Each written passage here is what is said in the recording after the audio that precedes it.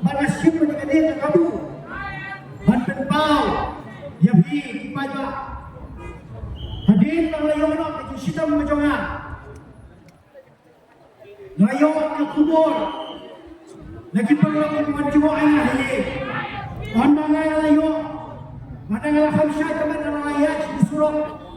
Ngai gendo iki beriu di babon ba kabangam sa ibu iki dah. Yang ketang rezeki ngai kelai kule di pentau.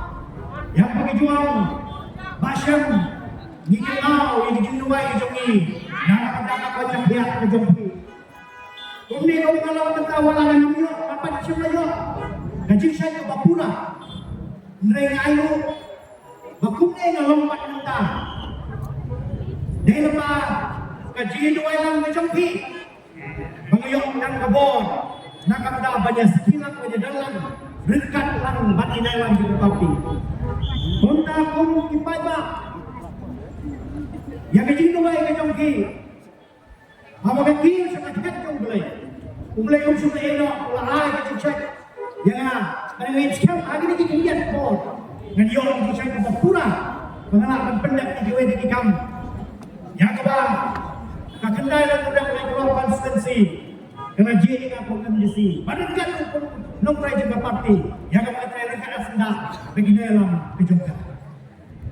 yang mengapai lah asyak di kecilan mengatakan sini nakwa akan dua tang ini dikintir menunggu petinhan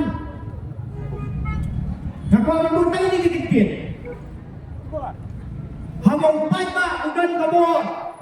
kesangka tahapan pendam kalau mungkin membuat kegentin juga dari teman yang kita pun bagi pajak kita ini berdua kita kesempatan juga akan sedap yung pajak dan bandung pajak ulang tik untuk kegentin semua ukina penting hati wala na hirit mengenal kamu pajak hendai awak hi biskam kebor menjopi biskam panai kejung kesan nakabenta kejile kejongi kamu pelong yang keserta bahkan pendem haman dikap jom kejile kejongi depan mata dah bang hilang tik pemikiran yang penting jadi hati malah bisau keserta kepada hendai awak kendal uji wala yirit kebor pihak pendem rahmat jom tahu jadi mata dah saya sisi empat apa yang subha yang kena lampat di morok anu jejak ketengot anu menurut tak ekor lalu kesana pada untuk ibadah dan